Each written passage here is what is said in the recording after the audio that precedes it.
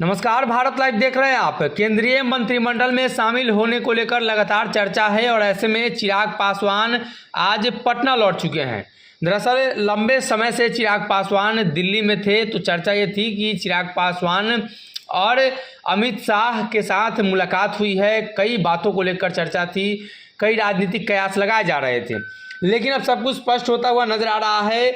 एक तरफ जहां चिराग को लेकर केंद्रीय मंत्रिमंडल में चर्चा थी या बिहार में चर्चा थी, या यूँ कह सकते हैं कि प्रधानमंत्री मोदी और चिराग पासवान के पुराने रिश्तों को याद किया जा रहा था और कहा जा रहा था कि मुख्यमंत्री नीतीश कुमार ने जब गठबंधन बदला है, पाला बदला है, तो चिराग पासवान को काफ़ी फायदा होगा और मोदी मंत्रिमंडल में जल्द वो शामिल हो सकते हैं।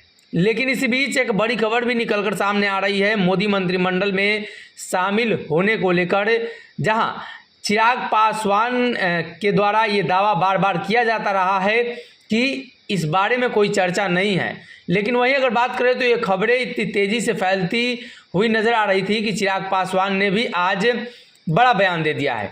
चिराग पासवान ने स्पष्ट रूप से कहा है कि ऐसी कोई बात नहीं है, इस पर हमें कोई जानकारी नहीं है और ये बातें कहाँ से आई, क्यों आई, इस पर भी चिराग पासवान पहले चर्चा कर चुके हैं।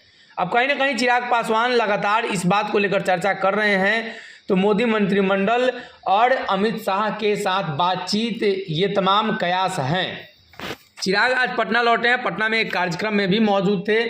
साथ ही कल देर रात पटना में गोलीबारी की घटना हुई और जिन बच्चों को गोली लगा है, जिन हॉस्टल में गोली चला था, वहाँ चिराग पासवान मुलाकात करने पहुँचे हैं। उसके बाद चिराग पासवान पार्टी के कार्यक्रम में पहुँचे, वहाँ भी नरेंद्र मोदी के साथ साथ नीतीश कुमार पर भी हमलावर रहे। नीतीश कुमार को लेकर उन्होंने स्पष्ट किया कि बिहार के सीएम नीतीश कुमार से बिहार संभल नहीं रहा है, तो उनको अब कायदे से इस्तीफा दे देना चाहिए या राष्ट्रपति महोदय से हम गुजारिश करेंगे कि बिहार में राष्ट्रपति शासन लगा दिया जाए। अब चिराग का ये दावा किस हद तक सही है और कितना चिराग के इन दावों में सच्चाई है, ये देखना होगा। लेकिन उन्होंने जब जिक्र किया है कि वो मोदी मंत्रिमंडल में शामिल नहीं होने जा रहे हैं, उन्हें इस बात की कोई जानकारी नहीं है, तो इस बात पर भी कयास लगाए जा रहे हैं कि हो सकता है चिराग पासवान के द्वारा या चिराग पासवान से इन सभी मसलों पर कोई बातचीत नहीं हुई हो, भले ही राजनीतिक गलियारों में चर्चा घूम रही हो।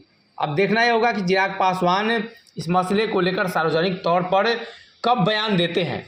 इसलिए कि एक निजी चैनल से बातचीत के दरमियान चिराग पासवान ने इस बात का जिक्र किया है, लेकिन उनके पार्टी के कई नेताओं को इस मसले पर भी नोटिस जारी कर दिया गया था कि चिराग के मंत्रिमंडल में शामिल होने को लेकर उन्होंने हामी जताई थी और बयान भी दिया था। अगर ये वीडियो पसंद आई और वह बिहार के राजनीति और बिहारियत से सरोकार रखेनी तो सब्सक्राइब बटन दबा के चैनल के सब्सक्राइब कर ली।